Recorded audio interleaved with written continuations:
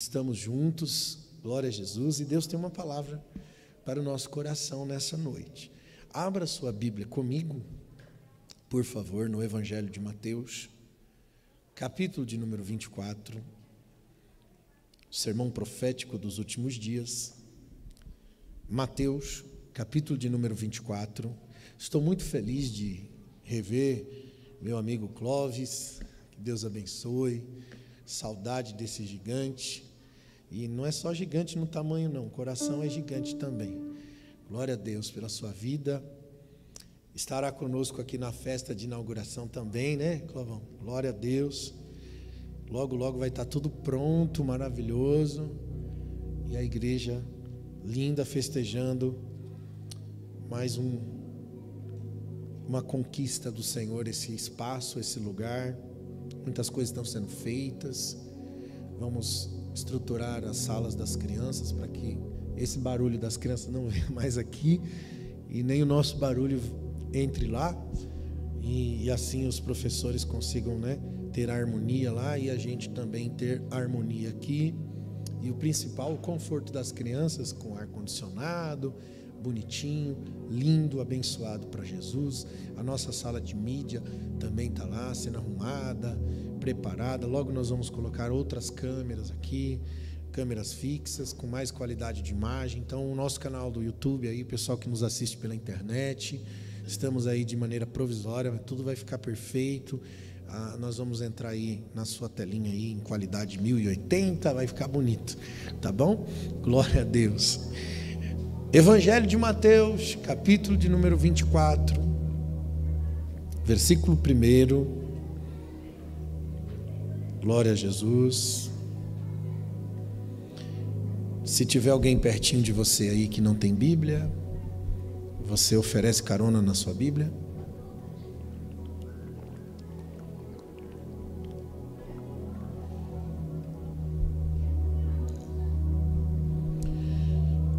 Mateus 24, versículo 1, diz assim: Jesus saiu do pátio do templo quando estava indo embora, e seus discípulos chegaram perto dele e chamaram a sua atenção para os edifícios do templo. Então ele disse: vocês estão vendo tudo isso? Pois eu lhes afirmo a vocês que isto é verdade. Aqui não ficará pedra em cima de outra pedra, tudo será destruído. Jesus estava sentado no Monte das Oliveiras. Então os discípulos chegaram perto dele e lhe perguntaram em particular: conte para nós, quando é que isso vai acontecer? Que sinal haverá para mostrar que chegou o tempo de o Senhor voltar e tudo acabar? Jesus respondeu: tomem cuidado para que ninguém engane vocês, porque muitos vão aparecer fingindo ser eu, dizendo: eu sou o Messias. Enganarão muitas pessoas. Não tenham medo quando ouvirem barulhos de batalhas e notícias de guerra. Tudo isso vai acontecer, mas ainda não será o fim. Uma nação vai guerrear contra outra, um país atacará o outro. Em vários lugares haverá falta de alimento, tremores de terra. Estas coisas serão como as primeiras dores de um parto. Depois vocês serão presos, entregues para serem maltratados. Vocês serão mortos, todos os odiarão por serem meus discípulos. Nessa época muitos vão abandonar a sua fé, vão trair uns aos outros. Então muitos falsos profetas aparecerão, enganarão muita gente. A maldade vai se espalhar tanto que o amor de muitos se esfriará. Mas quem ficar firme até o fim será salvo. Eu vou repetir essa parte. Mas quem ficar firme até o fim será salvo. E a boa notícia do reino será anunciada no mundo inteiro como testemunho para toda a humanidade. Então virá o fim. Agora pula para o versículo 36, irmãos. Pula uns versículos para frente.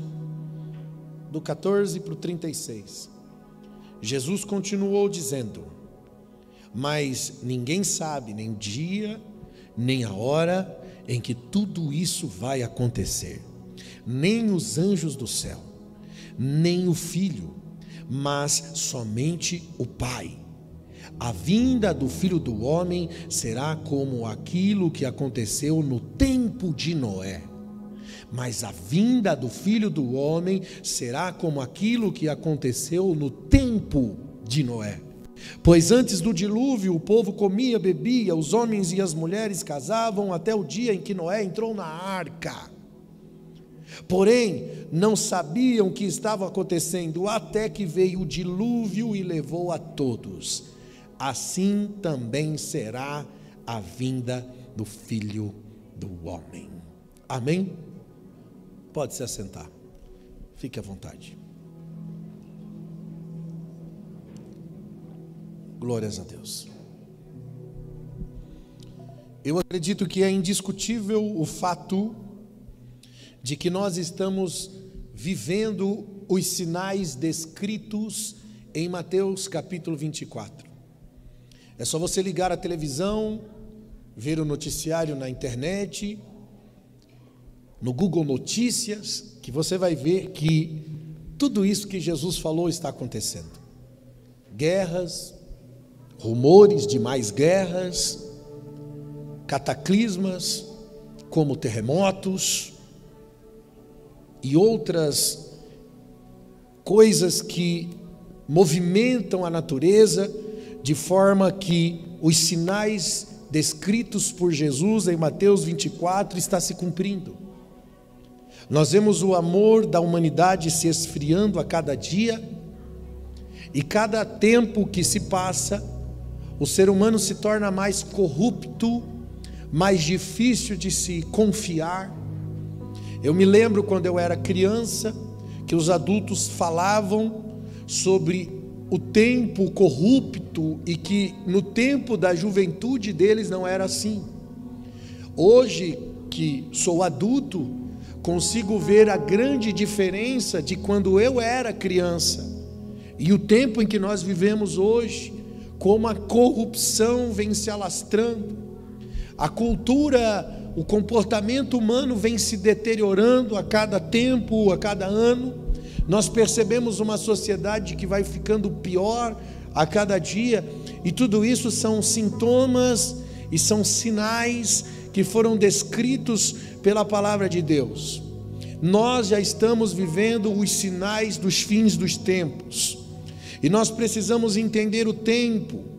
É importante entendermos o tempo para nós entendermos o modo como nós deveríamos nos mover. O texto diz que os últimos dias serão como dias de Noé, e para os dias como de Noé, Deus precisa de homens e mulheres como Noé. Então hoje eu quero fazer você olhar para a vida de Noé e para como ele gastou a sua vida em obediência a Deus, para que você entenda como você deve se mover nos últimos dias, que também são dias como o de Noé. Nós vamos precisar caminhar dentro do tempo de Deus. Existe o tempo Kairos, que é o tempo da eternidade, e existe o tempo Cronos, que é o tempo do homem. O tempo do homem nasceu quando o homem caiu. Com a queda nasceu o tempo que termina. Nós temos uma faixa de tempo para viver aqui. A Bíblia diz que o homem vive de 70 a 80 anos, e o passar disso é o enfado da carne. Nós temos a linha do tempo do homem caído e temos a linha do tempo da eternidade. Um homem como Noé, uma mulher de Deus, um homem de Deus que caminha dentro do cronograma, do tempo, da agenda de Deus, precisa ter sensibilidade e relacionamento com Deus para enxergar a vida através do Kairos, através do tempo e da movimentação de Deus com os homens na terra. Eu quero dizer que nós precisamos parar com toda a oscilação do nosso cristianismo, que muitas vezes tem se apresentado de maneira fraca. Hebreus capítulo 6, o apóstolo, o autor de Hebreus, que nós não sabemos quem é, escreveu dizendo: por isso deixemos os rudimentos da doutrina de Cristo e prossigamos até a perfeição, não lançando de novo o fundamento de arrependimento de obras mortas na fé em Deus, a doutrina de batismo, a imposição de mãos, ressurreição dos mortos, juízo eterno. Ele diz: tudo isso nós faremos, se Deus permitir, porque é impossível os que uma vez foram iluminados, provaram do dom celestial, se tornaram participantes do Espírito Santo, provaram da boa palavra de Deus, das virtudes dos séculos vindouros, recaiam, sejam outra vez renovados para o arrependimento, pois assim, quanto a eles, novamente crucificaram o Filho de Deus e o expuseram ao vitupério. Vou traduzir. O autor de Hebreus está dizendo o seguinte: que nós precisamos crescer, deixar os primeiros rudimentos da doutrina de Cristo. Ele está falando, sabe, aquilo que você aprende na escolinha bíblica dominical, aulinha de batismo para batismo. Os primeiros rudimentos da doutrina de Cristo é aquilo que você aprende quando você ainda está engatinhando na fé, quando você ainda é um bebê que precisa alimentar-se de leite. Ele está dizendo: nós precisamos prosseguir até a perfeição, nós precisamos crescer, nós precisamos amadurecer, nós precisamos nos tornar responsáveis no reino de Deus. E aí ele continua dizendo que a nossa vida com Deus tem que crescer até a perfeição, porque nós não podemos ficar parados no tempo e retrocedermos, porque seria como lançar novamente o fundamento do arrependimento. Porque se você é cristão, entrega a sua vida a Cristo, e você volta à prática do pecado, ou você não consegue alimentar-se ou manter-se firme na presença de Deus, você recai. E aí quando você recai, você precisa novamente de obras de arrependimento, você precisa novamente passar pelo processo de regeneração, pelo processo de perdão, de arrependimento, enfim, precisa novamente da doutrina do arrependimento. Isso significa voltar a pecar e voltar a fazer uso da graça de Deus. E quando você usa novamente a fazer uso da graça de Deus, você precisa da doutrina de batismo, da doutrina de imposição de mãos, da doutrina de ressurreição, porque você foi morto novamente no pecado e precisa ser ressuscitado em santidade. O salário do pecado é a morte. Quem vive pecando não tem vida, está em morte. Você já viu o crente ioiô? Irmão, uma hora ele está crente, uma hora ele está mundano, uma hora ele está firme, outra hora ele está fraco, toda hora ele está caindo, não consegue ficar firme com Deus, em nada. Irmão, conheço um monte de gente assim. Eu sou pastor, né? Então a gente lidar com pessoas o tempo inteiro, gente que não consegue viver uma vida firmada em Jesus, vive nas suas oscilações da fé. E o que o autor de Hebreus está dizendo, que nós temos que parar de retroceder, provar do dom celestial, da palavra de Deus, e depois recair, significa crucificar Cristo de novo, é expor ao vitupério. E a palavra vitupério significa ofender a dignidade e a honra de alguém, significa afrontar, insultar. Quando você faz uso da graça de Deus e você recai e você volta à prática do pecado, é como se você estivesse ofendendo a dignidade de Cristo. Você está tirando a honra, você está afrontando, você está insultando a Cristo. Por isso que, uma vez que Cristo morreu pelos vossos pecados, não convém mais que você viva no pecado, mas agora você vive em novidade de vida no Espírito. Aleluia, glória a Deus. Aí o versículo 19 ele diz: o qual nós temos como âncora da alma, segura e firme, que penetrou até o interior do véu, onde Jesus, o nosso precursor, entrou. Sabe o que significa ancorar? Significa estabilizar-se ali, fixar-se ali. A âncora da alma está segura e firme no interior do véu, o véu que se rasgou quando Cristo expirou naquela cruz, e um novo e vivo caminho foi aberto pelo sangue da nova aliança, e agora nós estamos ancorados ali, com a nossa alma segura e firme. O reino de Deus é pactual. Nós não podemos viver de informalidades o tempo todo. Você sabe quem é que vive na informalidade, irmãos? Não tem registro. Quantos comerciantes vivem na informalidade? Não pagam imposto. Quantas pessoas são assim? Não declara porque não tem registro. No reino de Deus não tem informalidade. A vida com Deus não pode viver na informalidade. O reino de Deus é um reino pactual, e pacto é como um casamento. Por que quem se casa tem que ir lá mesmo no cartório, perante o juiz, perante a justiça, assinar o documento? Olha, que eu vou falar para você, meu irmão. Hoje as pessoas, o mundo está vivendo uma contracultura do reino. As pessoas querem se casar, mas não querem o pacto do compromisso. Não, eu junto as coisas, a gente mora junto, mas não precisa no cartório, não precisa nada disso, não. Porque isso aí pode dar problema para a gente amanhã, tiver que separar, né? Aí está lá, tudo registradinho, aí a gente vai ter que prestar conta, pode dar um BO na justiça aí, então é melhor nem casar. As pessoas já casam pensando na separação. Porque o mundo é tão egoísta que a pessoa quer desfrutar da relação sexual, ela quer ter o prazer no corpo do outro, mas ela não quer ter o compromisso de suportar até o fim aquele casamento, de suportar as fraquezas, os defeitos, os pecados do outro, as dificuldades do outro. Então ela já se prepara, o dia que der ruim, você não me agradar mais, por isso é melhor nem assinar o documento. Só que no reino de Deus não tem informalidade. O reino é pactual. Tudo que Deus cria a partir do pacto. Tudo que está sustentado no universo está sustentado por causa do pacto e da aliança com Deus.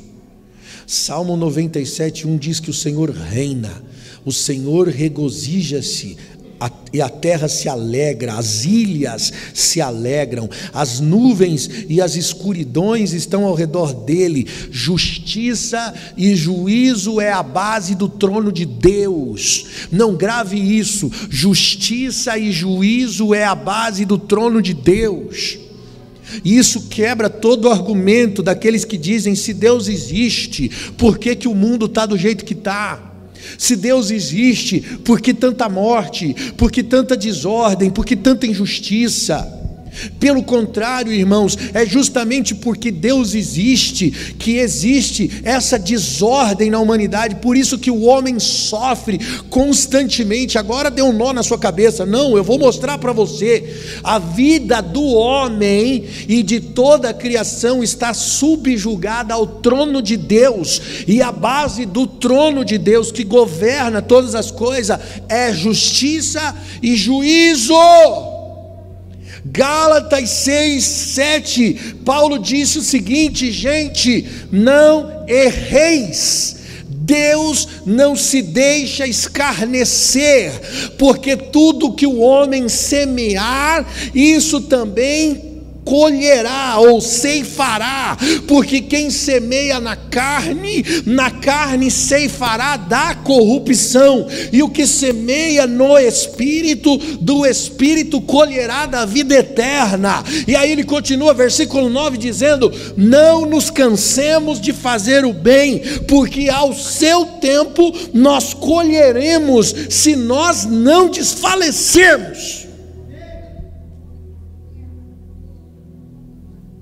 Está explicado por que o mundo está em desordem? O homem planta, o homem colhe. É a base do trono. O trono de Deus governa a partir de justiça e juízo.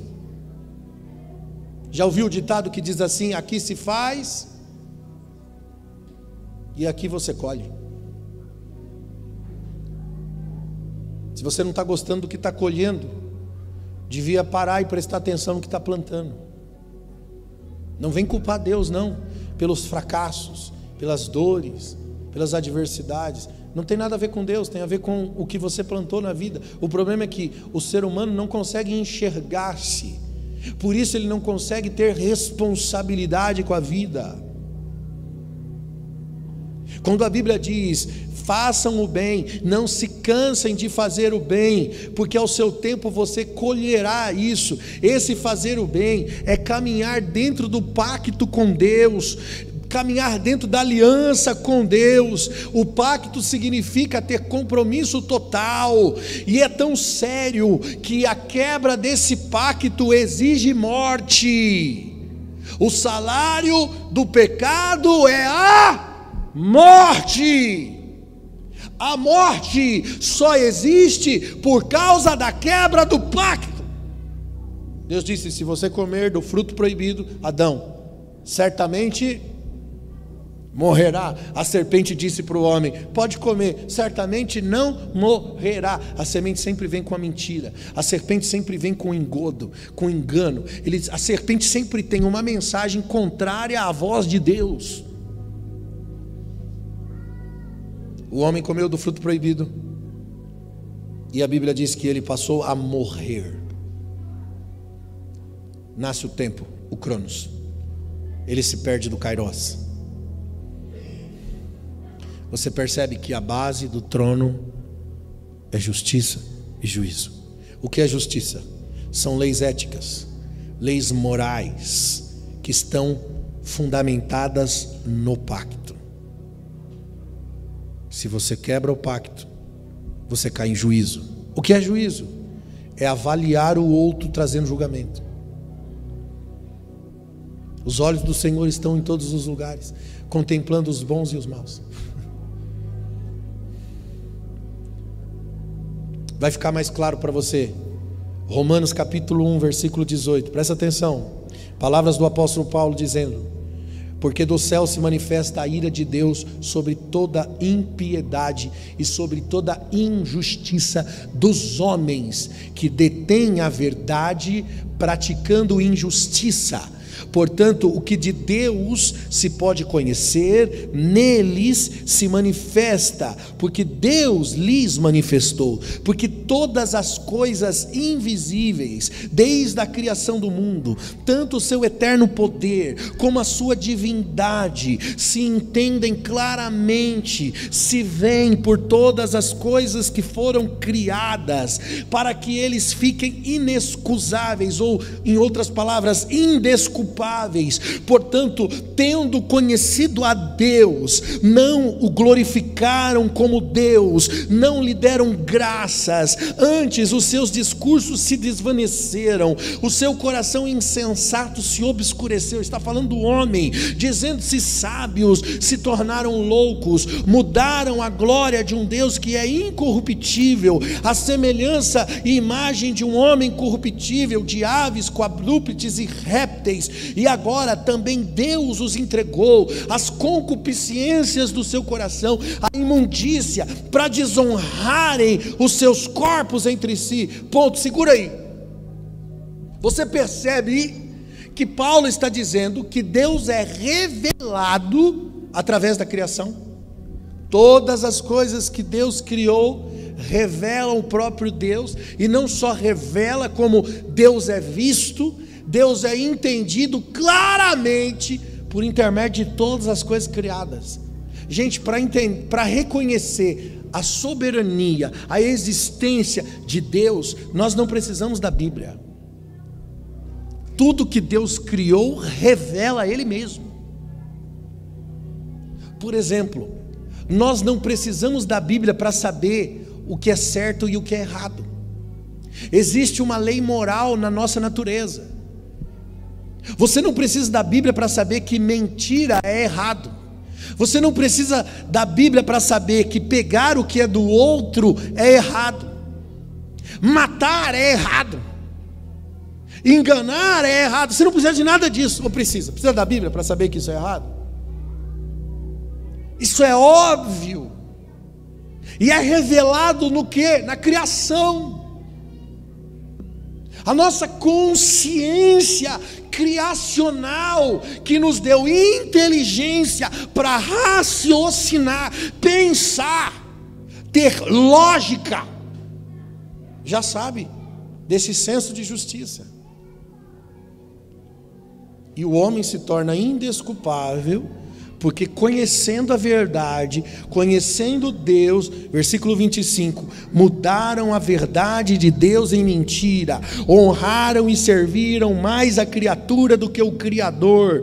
Por isso Deus os abandonou às paixões infames, porque até as mulheres mudaram o seu uso natural no cenário da natureza. Semelhantemente também os homens deixaram do uso natural da mulher, inflamaram-se em sensualidade uns para com os outros, homens com homens, cometendo torpeza, recebendo em si mesmo recompensa que convinha do seu erro, pois como eles não se importaram de ter o conhecimento de Deus, assim Deus os entregou a um sentimento perverso para fazer coisas que não convém, estando cheios de toda iniquidade, prostituição, malícia, avareza, maldade, inveja, homicídio, contenda, engano, malignidade, sendo esses homens murmuradores, detratores, aborrecedores de Deus, injuriadores, soberbos, presunçosos, inventores de maldade, desobedientes aos seus pais e às suas mães, nércios, infiéis nos contratos, sem afeição natural, irreconciliáveis, pessoas sem misericórdia, os quais, conhecendo a justiça de Deus, que agora são dignos de morte. Olha como é pesado isso. Dignos de morte, tais que praticam tais coisas. Mas olha que forte. Não somente aqueles que fazem, mas aqueles que consentem com quem fazem. Mas também aqueles que consentem com quem fazem. E esse final é perigoso para a gente. Nós estamos vendo a deterioração da cultura, do comportamento humano. Estamos ou não estamos, irmãos? Eu falei aqui numa outra pregação. Irmão, quando eu era criança, você não via menina se beijando com menina, de mãozinha dada na rua. Você não via menino, era muito raro, né? O que existia dentro do armário. Hoje tem se alastrado. Eu vou levar meu filho na escola, eu vejo menina de mão dada com outra menina, se agarrando na rua, de 15 anos de idade. E se a gente fala contra isso, somos processados. Sabe por quê? Porque hoje criaram um conceito de que a pessoa pode escolher o que sexo ela pode ter. Se ela se sente menina e é menino, pronto, fica à vontade. E isso é propagado na cultura, isso é propagado através da música, isso é propagado através da arte, do cinema. Tudo que envolve influência de cultura está propagando comportamentos, porque nós nos tornamos aquilo que contemplamos e assistimos, visualizamos. Isso se chama cultura, padrão de comportamento. Sabe por que o mundo está cada dia pior? Por causa do padrão de comportamento. Quanto mais passa o tempo e o mundo se torna pior, o padrão de comportamento é aceitável. E esse é um problema para nós aqui, porque aqui está escrito que não é só quem pratica essas coisas, mas também aqueles que consentem. Não só os que fazem, mas os que consentem com aqueles que fazem. Eu quero te fazer entender hoje que nós temos que viver na inconformidade, porque é isso que acontece quando há avivamento. Romanos 12, Primeiro, você entrega a sua vida como sacrifício vivo, santo e agradável, e isso se torna um verdadeiro culto. Em segundo, versículo 2 de Romanos 12, você não se conforma com o mundo, você olha para o mundo e não se conforma com esse mundo, e há uma transformação de mente, de pensamento, e isso te leva a experimentar a vontade de Deus, a vontade que é boa, que é agradável e que é perfeita.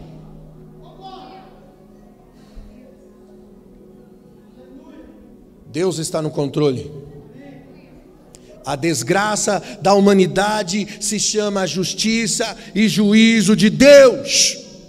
Romanos 6, versículo 22, Paulo diz: agora nós fomos libertos do pecado, fomos feitos servos de Deus, e agora, irmãos, tenham o vosso fruto para a santificação, por fim, até alcançar a vida eterna, porque o salário do pecado é a morte, mas o dom gratuito de Deus é a vida eterna por intermédio do nosso Senhor e Salvador Jesus Cristo. A dívida já foi paga lá na cruz. E quando se quebra o pacto, se exige morte. Por isso que na antiga aliança se sacrificava animais para remissão de pecados.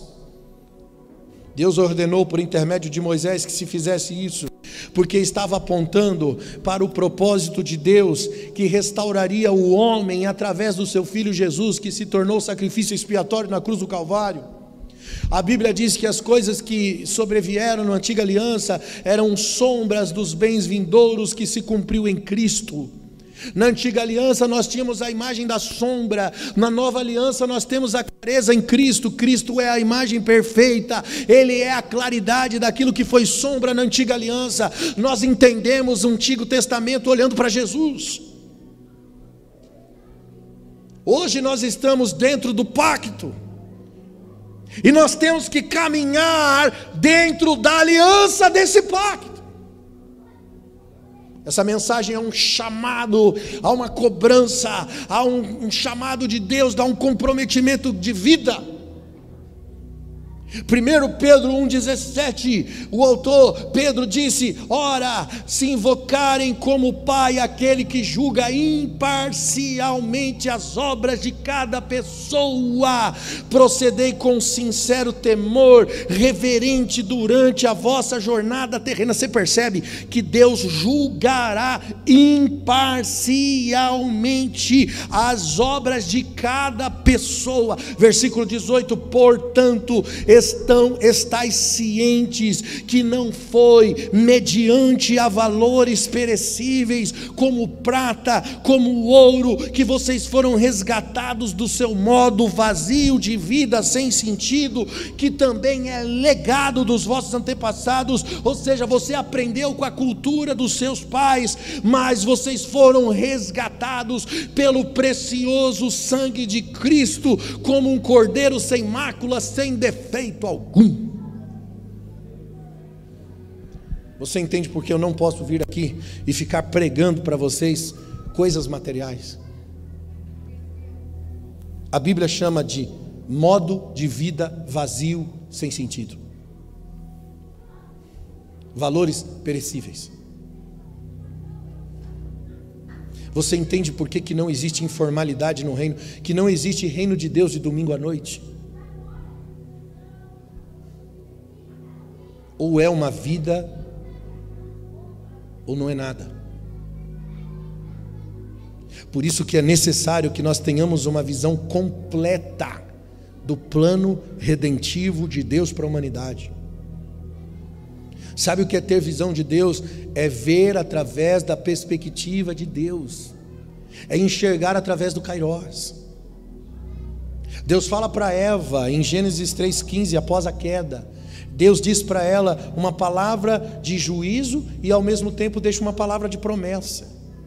Ele diz juízo, porém inimizade entre a mulher e a serpente, porém inimizade entre a semente e a semente da mulher, mais um descendente, promessa, mais um descendente da mulher pisará a cabeça da serpente.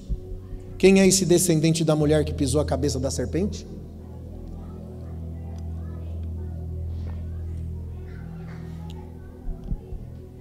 Jesus. Olha o processo de Deus com a vida, irmãos. Lá em Noé, Deus preserva uma semente. O dilúvio destrói toda a humanidade. Deus preserva Noé, sua casa, sua família.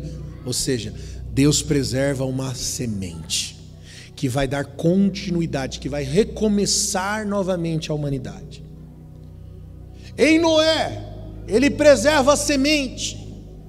Em Abraão, esta semente é gerada e se torna um filho. Em Isaac e Jacó, os filhos de Abraão, ele forma uma família. Em Moisés, essa família se torna um povo, se torna uma nação.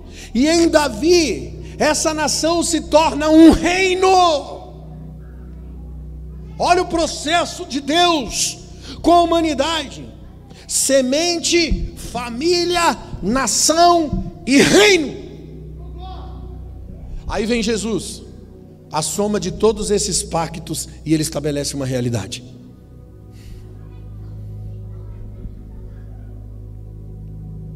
Deus tem uma agenda, irmãos. Você precisa entender que Deus tem um cronograma, que Deus tem um plano, e já estava planejado desde a queda do homem. Nada foi acontecendo por acaso. Sabe, quando alguém diz os sonhos de Deus vão se cumprir, você já ouviu alguém dizer sobre isso? Sonhos de Deus? Tem até música, louvor, que fala sobre os sonhos de Deus. Irmãos, Deus não sonha, Deus manifesta pensamentos, Deus planeja e executa.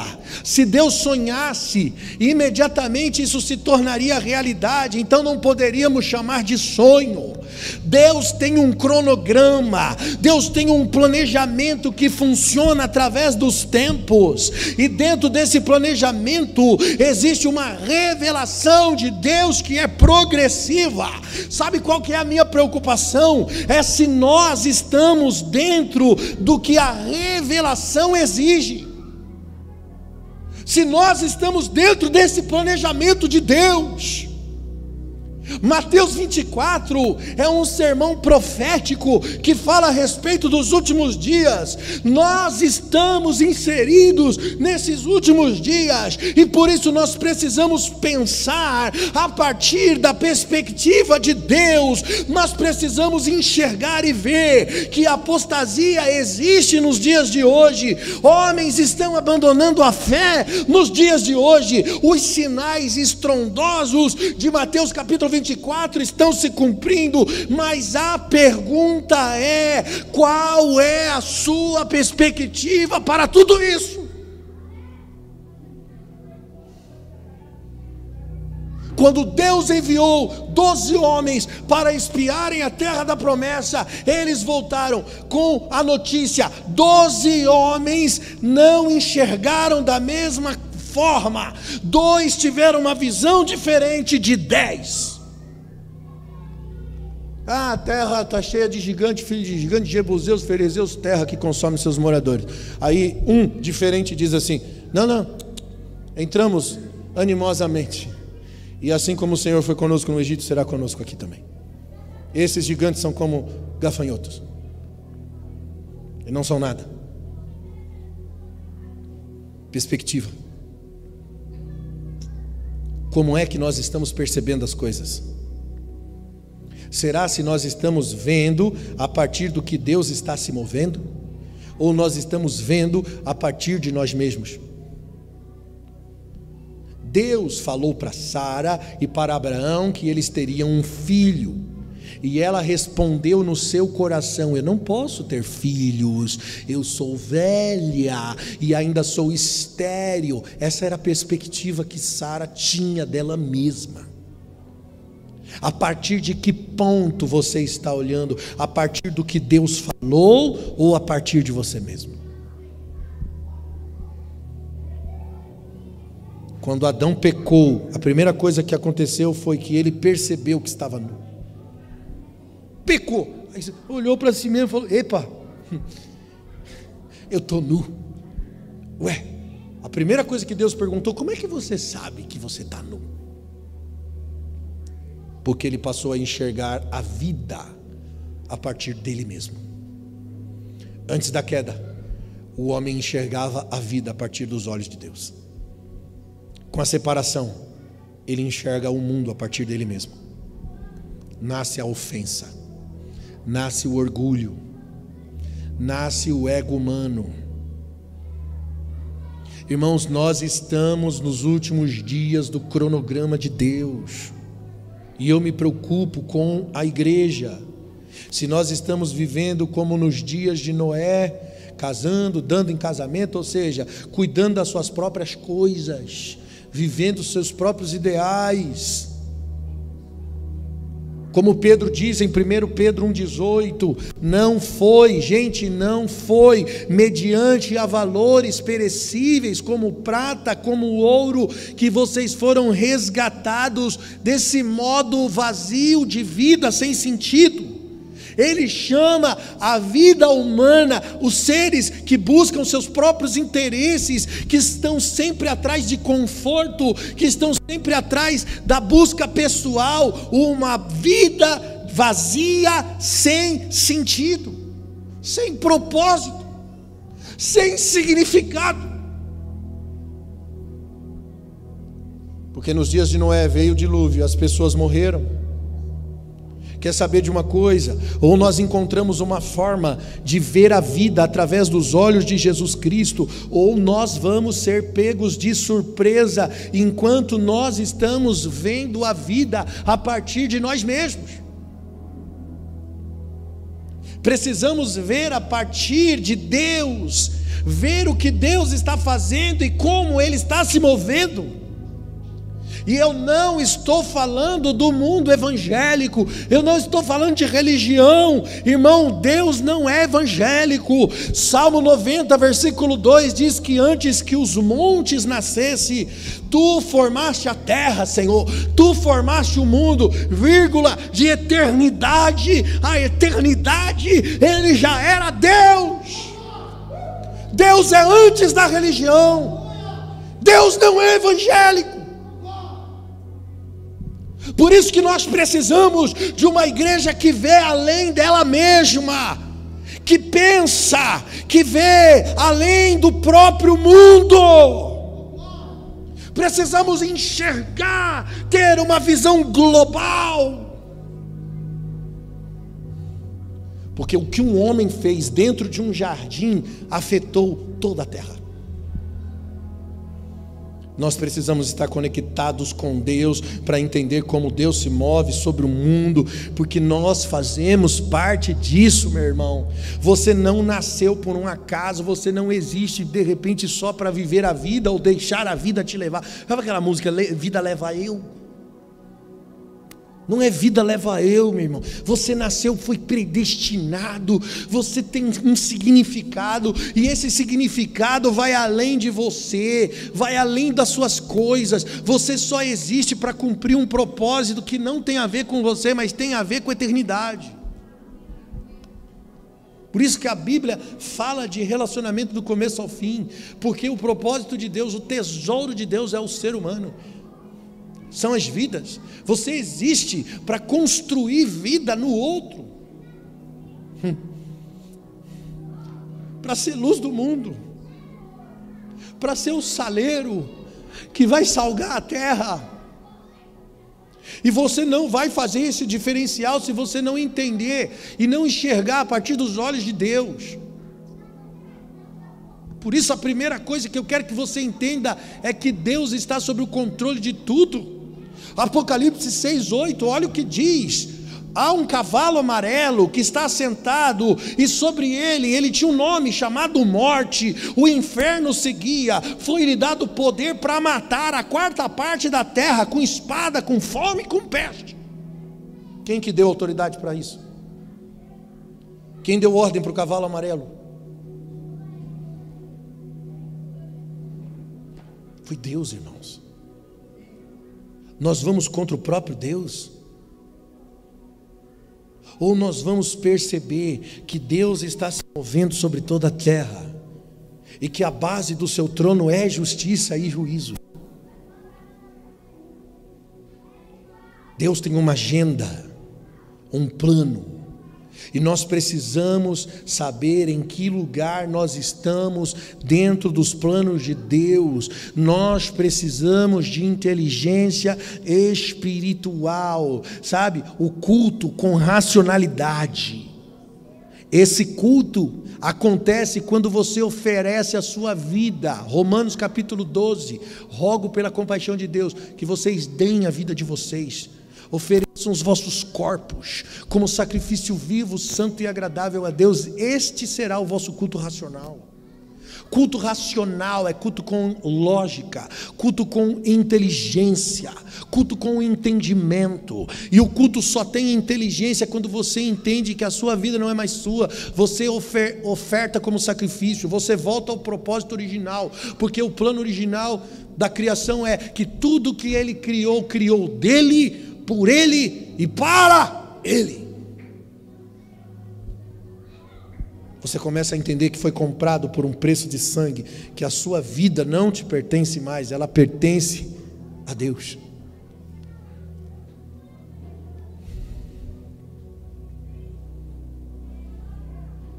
Aleluia. Porque você pode estar vivendo a sua vida tão preocupado com as suas coisas, que você perde o tempo, e você não está pronto, quando deveria estar pronto. Você não está pronto. Aleluia. São dias decisivos na nossa vida, meu irmão. Quando Deus faz algo, Deus move toda a terra, porque Deus funciona no coletivo. Tudo que Deus faz tem um propósito eterno que toca gerações. Deus está além do tempo humano, Ele está no Kairos. A Bíblia diz que Ele faz o fim desde o começo, e você só entende isso quando você está no Kairos de Deus. Gênesis capítulo 6, versículo 11: a terra estava corrompida diante da face de Deus, a terra se encheu de violência. Então viu Deus a terra, e eis que estava corrompida, que toda a carne havia se corrompido, e o seu caminho sobre a terra. Então disse Deus a Noé: o fim de toda a carne é chegada perante a minha face, porque a terra está cheia de violência. Deus está dizendo uma coisa: eu vou acabar com toda a humanidade. Aí no versículo 14 ele diz: faz a arca, constrói a arca, Noé. Deus está dizendo: eu vou preservar você e a sua família, porque a Bíblia diz que Noé achou graça aos olhos do Senhor. O que é achar graça aos olhos do Senhor? É quando o Senhor olha para alguém e sorri. É quando o Senhor olha para alguém e se agrada. Achar graça aos olhos do Senhor é você tirar um sorriso do coração de Deus. E Deus olhou para Noé e Deus achou graça. Deus viu alguém que é íntegro, alguém que é justo, e diz: vou recomeçar com você. Aí Ele chama esse homem para construir algo específico, que iria cooperar com toda a terra. E Ele chama o tempo em que Noé viveu como dias de Noé. Olha que poderoso. Como é que Deus pega no meio da história do tempo, Ele nomeia o tempo de Noé. O cara foi tão importante que Deus nomeou aquele tempo como o tempo de Noé. Nós precisamos estar nesse lugar onde as coisas específicas que Deus quer que nós façamos coopere com o seu propósito com toda a humanidade. Por isso que nós precisamos de uma perspectiva de Deus. Olha só, Deus destruiu a terra com o dilúvio? Sim ou não? Não. Deus renovou a terra. Olha a perspectiva. É diferente. O fatalista vai dizer: Deus assassinou todo mundo, matou, destruiu a humanidade, afogou. Coitado daquele povo. Não, deveria ter bebezinho, criancinha de colo que morreu afogado com o dilúvio. Como Deus é tão mau? Não, Deus renovou.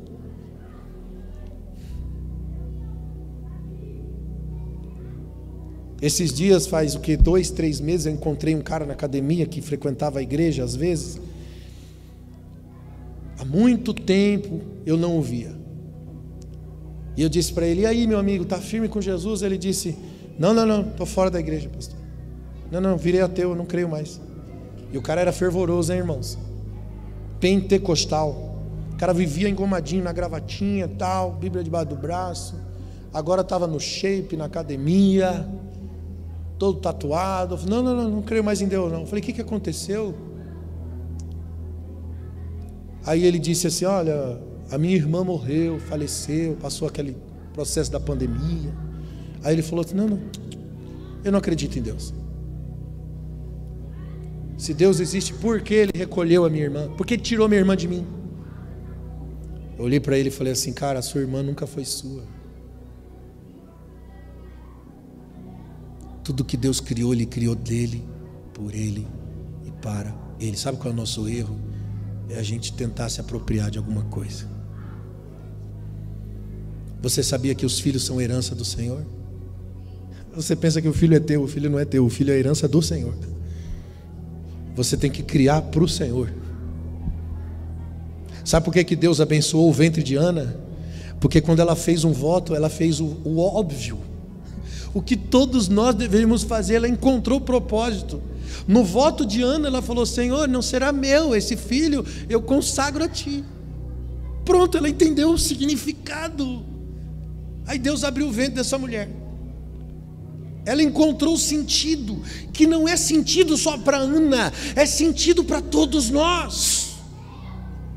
Tudo é dele, por ele. O que você governa, o que você faz, o que você lidera, o que você funciona, você deve fazer para Deus. Até o que você come, quer comais, quer bebais, quer façais qualquer coisa, faça-o para a glória do Senhor. Porque isso é viver no pertencimento, isso é viver a origem. A partir de que ponto você está olhando? Porque o mesmo dilúvio que matou aquela humanidade toda, salvou a família de Noé, salvou a vida de Noé e a sua família. Por quê? Porque Noé estava vendo a partir da revelação de Deus. Você entende que nós estamos vivendo dias difíceis, dias como nos dias de Noé, e para esses últimos dias, como de Noé, Deus precisa de pessoas que sejam como Noé. Gente que tem integridade, gente que caminha na justiça, gente que tem relacionamento com Deus, gente que tem temor, gente que tem obediência, que se submete à voz do Senhor. Na era de Abraão, ele estava vivendo uma crise mundial, porque era a era dos impérios que escravizavam as pessoas. O mais famoso da era de Abraão foi um homem chamado Nimrod, que criou o serviço escravo. Segundo a afirmação de Flávio Joséfo, a Torre de Babel foi construída segundo a liderança e comando de Nimrod, com o intuito de se rebelar contra Deus. Antes Deus havia destruído a terra com o dilúvio, e agora Nimrod, que significa rebelião, que criou o tal do Império Assírio, que deu início à Babilônia. Deus teve que confundir as línguas lá na torre, porque ele tinha que impedir que aquelas pessoas não continuassem sobre a liderança de Nimrod. A Torre de Babel foi um projeto humanista. O pensamento era: vamos fazer uma torre tão alta que nem Deus vai conseguir nos parar. Era uma era de líderes globais que massificavam pessoas debaixo de ditadura. Em Apocalipse fala que na Babilônia havia comércio de homens e de almas. Quando Deus chama Abraão, ele chama Abraão no meio dessa crise mundial, onde haviam ditadores que que comercializavam homens e almas. E aí Deus disse para Abraão: você não será mais Abrão, você será agora chamado Abraão, que significa pai de multidões. No momento em que a Babilônia de Nimrod foi fundada, Deus chama esse homem chamado Abrão para ser Abraão, para ser pai de uma geração onde ditadores comercializavam homens e almas. Abraão teve que fazer algo específico. Ele teve que gerar um filho. E a sua mulher era estéril. E ele gerou na velhice.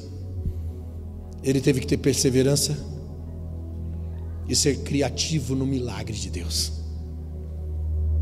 E foi a partir dessa paternidade de Abraão que Deus iria abençoar todas as famílias da terra, como abençoou através de Jesus. Você percebe como Deus pensa e age de forma global?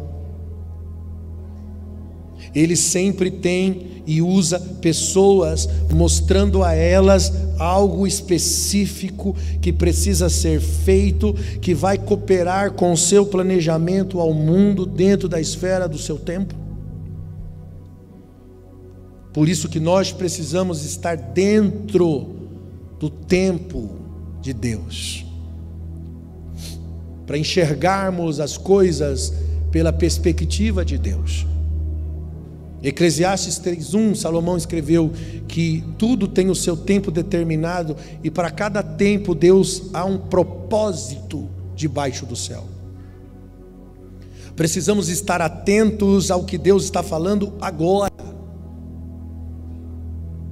dentro da linha do cronograma do tempo de Deus. Precisamos ver o que Deus irá fazer. A verdadeira oração é descobrir o que Deus está fazendo. Ele é o verbo, e o verbo é a ação. O verbo é conjugado pela ação.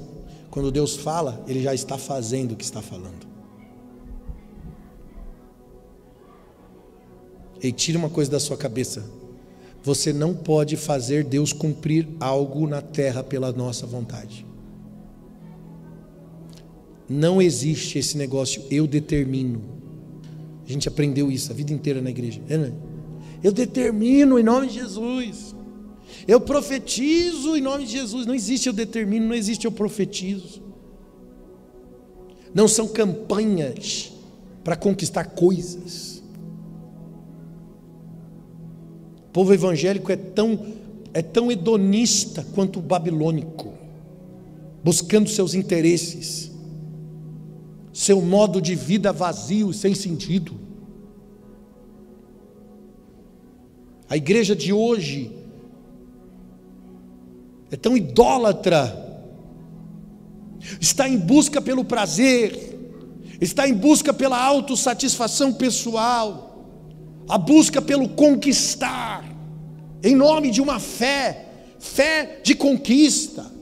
A fé não é para conquistar nada, a fé é para suportar. Nós não temos autoridade para fazer Deus fazer algo. Nós é que devemos estar pronto para aquilo que Deus falou que iria fazer. Noé só obedeceu à agenda de Deus. Ele construiu a arca.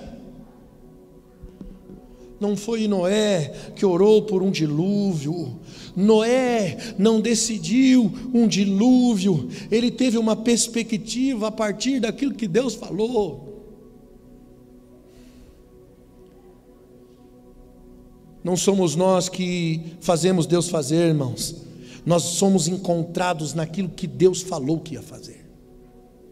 Você sabia que para Deus é mais difícil encontrar um Noé do que construir uma arca? Não, o cara demorou 120 anos para construir uma arca. Para Deus é mais difícil encontrar um Noé do que construir uma arca.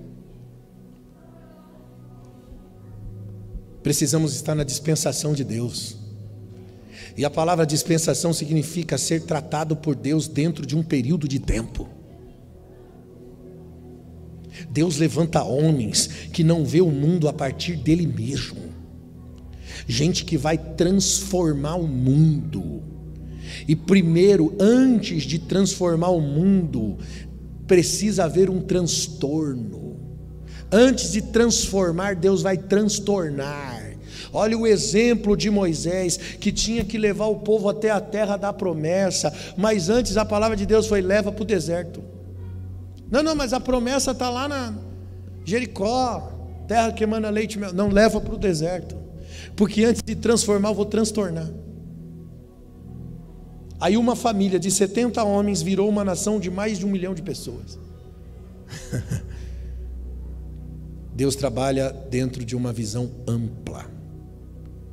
Deus sempre tem uma palavra específica e uma palavra atual. Deus vê o mundo de maneira geracional. Quando muda o tempo, muda o modo de Deus. E se nós estivermos conectados no que Deus está fazendo, então nós vamos estar dentro dessa conexão que vai interferir com toda a humanidade, porque vamos fluir dentro de um propósito de Deus para as nossas vidas, porque Deus se move dentro de um todo. Deus não se move no individual. O plano de Deus não é individual, não tem a ver com você, tem a ver com o coletivo.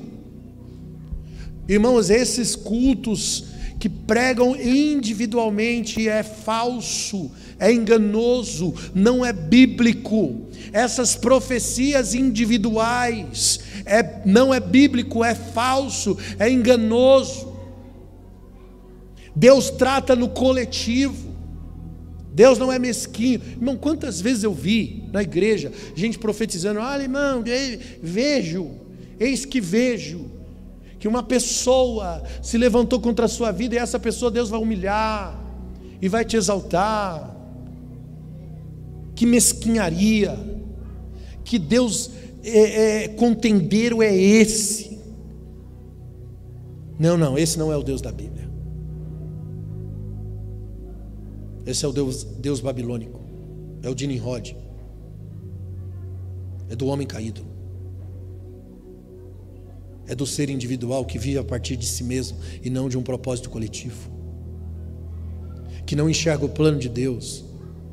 Sabe essas profecias? Deus vai exaltar você, teu nome vai soprar, você vai ficar entre os grandes, você vai alcançar o sucesso, porque Deus vai te exaltar. Irmão, tudo isso é individual, tudo isso fala de uma particularidade de uma pessoa.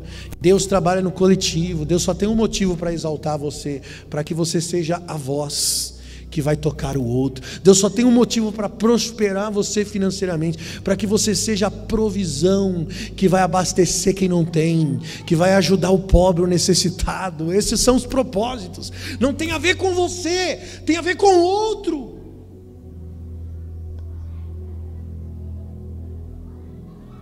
Se nos últimos dias serão dias como dias de Noé, para esses últimos dias nós precisamos de homens como Noé. Quem era Noé? Noé era um homem que andava com Deus. Ele era justo e ele era íntegro. Ele foi instruído a fazer uma coisa que ele não sabia. Ele foi temente a Deus, construindo algo que gastou toda a sua vida, 120 anos trabalhando, construindo algo que salvou a sua casa e que manifestou justiça sobre a terra. Hebreus diz que esse homem condenou o mundo. Como que ele condenou o mundo? Praticando justiça.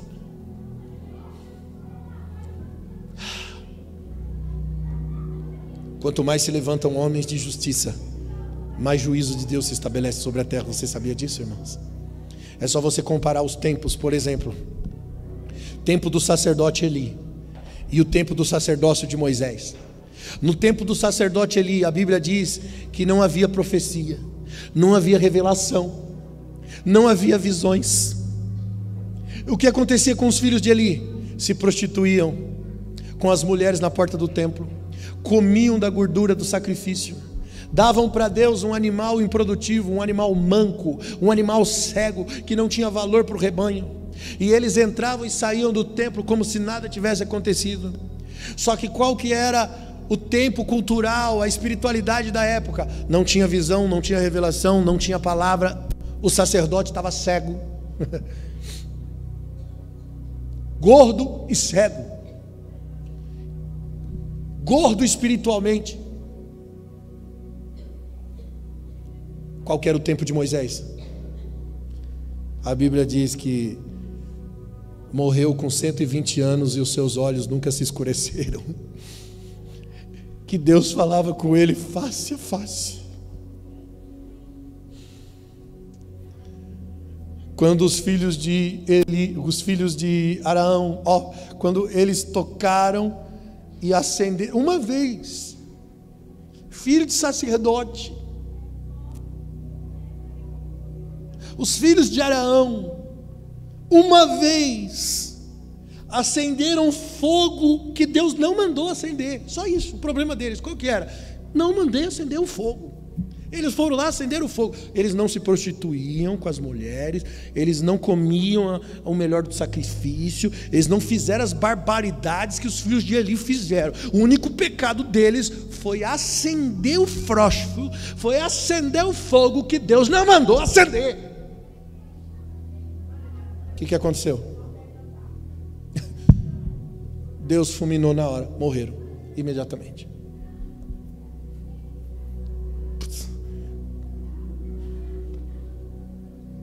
Juízo imediato. A Bíblia diz que Noé condenou o mundo quando praticou justiça. Quando nós nos movemos em justiça, irmãos, nós chamamos a presença de Deus para o mundo. Nós revelamos a graça do Senhor em todo o ambiente. Pelo nível de justiça que você está vivendo, o nível de injustiça se torna intolerável, e isso gera temor e tremor. Isso gera um novo tipo de cultura, isso gera um novo tipo de visão, de mente, de pensamento, de influência. Isso muda todas as coisas, sabe? A gente não fica mais naquela, não vai dar nada não. Tem uma pecadinha aqui, depois eu me revolvo, vou lá com Jesus, estou na igreja, 10, 20 anos na igreja, vivendo assim, uma hora eu me conserto com Jesus, e você entra e sai do templo, não vai ter essa mais não, irmão. O nível de justiça é estabelecido. Deus não tolera a injustiça, porque alguém está praticando justiça, alguém está vivendo, e é isso que a palavra de Deus exige da gente. Estamos vivendo os últimos dias. Depravação moral da humanidade. Depravação moral da humanidade. Como é que nós vamos ser o saleiro? Como é que nós vamos ser a luz do mundo, o sal da terra? Como é que nós vamos dar referência a esse mundo corrupto? Vivendo o padrão de integridade e de justiça. O mundo vai assistir em você. Cristo em vós é a esperança da glória. Eu não estou falando de ministério, eu não estou falando de você ser um pregador de púlpito, eu não estou falando de você estar inserido em qualquer trabalho, qualquer atividade. Eu estou falando de uma vida com Deus. Uma vida com Deus prega, irmãos. Uma vida com Deus ilumina tudo à sua volta. Uma vida com Deus sinaliza. Uma vida com Deus estabelece cultura, estabelece padrões. E cá para nós, essa sociedade está sendo endemonizada por causa de um padrão de comportamento ruim. Dificilmente nós vamos chegar na velhice e encontrar os casais de velhinhos que viveram a vida inteira juntos. As relações estão se liquefazendo, relações líquidas, porque nos tornamos tão idólatras de nós mesmos, vivemos tão para nós mesmos, que nós não temos mais entrega pelo outro, não colocamos o outro em primeiro lugar, não honramos o outro, porque estamos sempre procurando um favorecimento, algo que tem a ver com os meus interesses. E as relações se tornam utilitárias. Estabelecemos um padrão de cultura porque assistimos isso na geração passada. Nos distanciamos da mesa do relacionamento. O celular, as redes sociais, as coisas cibernéticas têm afastado você da vida real, dos olhos nos olhos, da verdadeira beleza da vida, que é tocar no outro. Por isso nós vemos tanto problema de depressão, problemas emocionais. Fomos criados para as relações, estamos sendo arrancados das relações. Você acha que vai acontecer o que dentro de você? Vazio, carência. E tudo que uma criança assiste hoje, ela reproduz amanhã, porque nós reproduzimos tudo que vemos, tudo que assistimos é reproduzido no nosso comportamento, mesmo que reprovamos o que assistimos. Uma criança pode assistir pais brigando, um pai violentando, um pai que bebe e chega em casa agressivo. Uma criança pode ser traumatizada emocionalmente, psicologicamente, com tudo isso que assistiu na sua vida, com a separação dos pais. Tudo isso afeta o seu emocional, o seu psicológico, e de forma inconsciente o mesmo ser humano na forma adulta reproduz o que assistiu na vida dos pais. Tudo que reprovou na vida dos pais, ela reproduz na vida dela. Vive o divórcio, vive a violência, se torna exatamente aquilo que foi o seu trauma. Porque nós reproduzimos o que assistimos. Sabe quem são os homens como Noé? São os que veem a Deus, são os que andam com Deus, são os que assistem o Senhor, porque olhando para Jesus, refletimos como um espelho, somos transformados de glória em glória, na mesma imagem pelo Espírito do Senhor.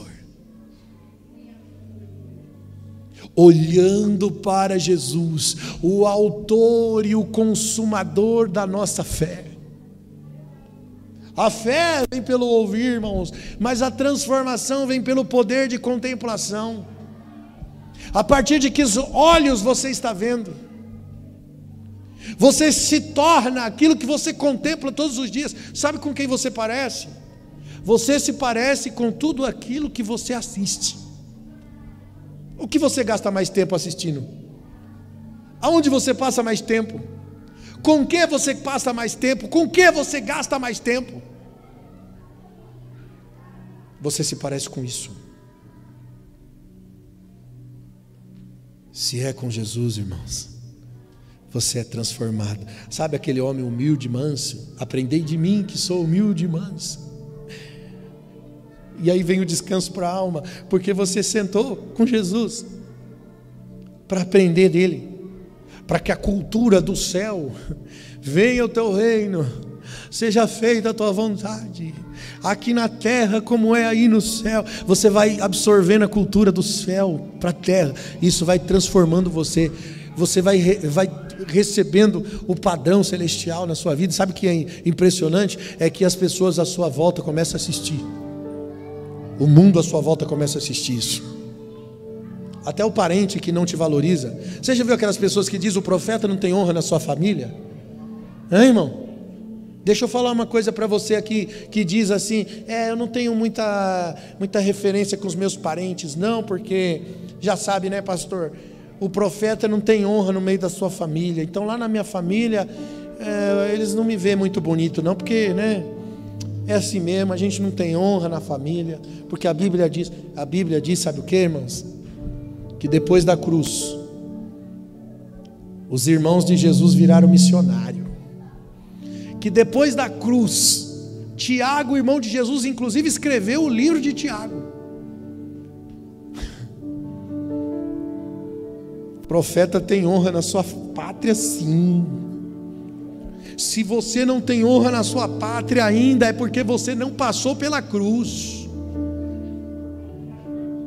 Porque está faltando passar pela cruz.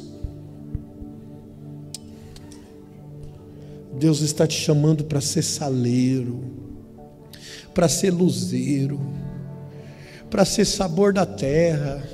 Sabe o que eu quero despertar você, irmão, a sair da inércia, a sair da vida comum. Estou tentando despertar você a um compromisso com Deus, a um lugar específico, que você se coloque em oração diante da face do Senhor para dizer isso para Ele. Eu não quero ser comum, eu não quero viver o ritual da vida, eu não quero ganhar dinheiro para pagar as contas, para viver um conforto. A vida vai acabar, irmão, a vida vai terminar. É só isso que você quis? Eu quero plantar aqui para a eternidade. Não ajunteis o tesouro. Cara, você consegue entender a profundidade do que Jesus disse? Não ajunteis tesouros aqui, a ferrugem consome, o ladrão rouba. Junteis antes o tesouro no céu, acumuleis para a eternidade. Granjeai amigos com as riquezas da injustiça, porque quando essas vos faltarem aqui, eles vos receberão no tabernáculo eterno. Ele está dizendo: gasta com o que você tem aqui, investe na eternidade. Gasta o que você tem aqui, investindo na eternidade. Seu tempo, sua vida, seus propósitos. Irmão, você consegue parar para pensar que você acorda às 5 horas da manhã todo dia e sai na correria para trabalhar? Você gasta a sua vida para ganhar dinheiro, e depois no final da vida você tem que gastar o dinheiro para recuperar a saúde que você perdeu tentando ganhar dinheiro.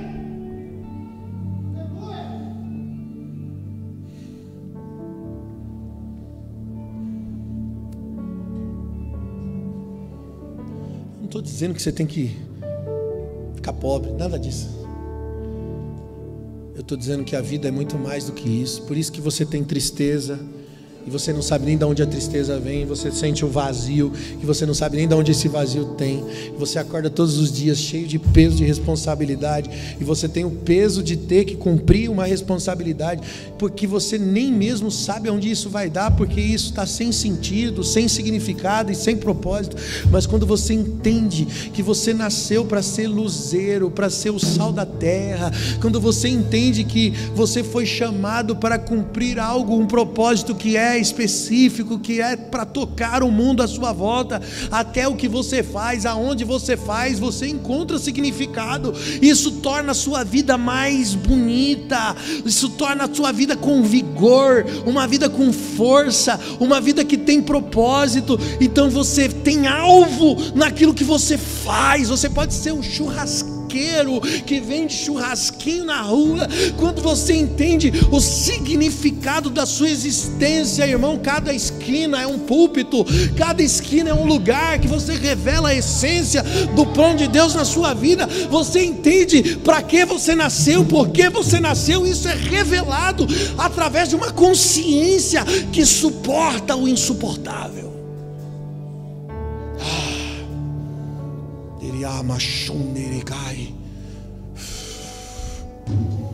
Como é que homens na Bíblia suportaram tantas crises? Os caras apanhavam, eram açoitados, amarrados, e a Bíblia diz que eles sentiam alegria e prazer em morrer por Jesus. Paulo chega a dizer: quem me separará do amor de Cristo? Perseguição, fome, espada, perigo, nudez, nem a altura, nem a profundidade, nem o que há de vir, nem os anjos, nem os demônios, nem a morte me separará do amor de Deus que está em Cristo Jesus. Sabe por que temos um monte de problemas psicológicos e emocionais? Porque não temos alvo, não temos significado de propósito na vida. Então fica difícil suportar as crises. Mas quando você sabe por que veio, por que existe, aleluia, quando você enxerga o valor da cruz de Cristo, o preço que foi pago por você e que você existe por um propósito eterno, tudo ganha preço, tudo ganha valor, tudo ganha significado, e você suporta qualquer coisa, você tem prazer, porque a sua vida não termina aqui, não está ligada aos valores perecíveis, está ligada aos valores que são eternos. Isso muda tudo, querido. Isso muda tudo. Se você conseguir entender o que eu estou tentando pregar para você aqui, irmãos, fica de pé comigo.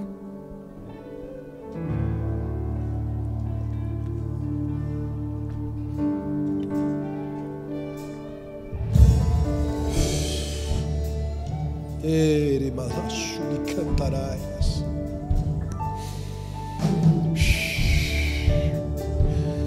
Ah, Deus, nós nos rendemos a Ti, Pai. Eu quero viver para Ti. Diz isso para Ele, diz: eu quero viver para Ti, eu quero Te honrar com a minha vida, com o meu coração. Eu não quero mais perder tempo, Senhor, com um modo de vida vazio e sem sentido.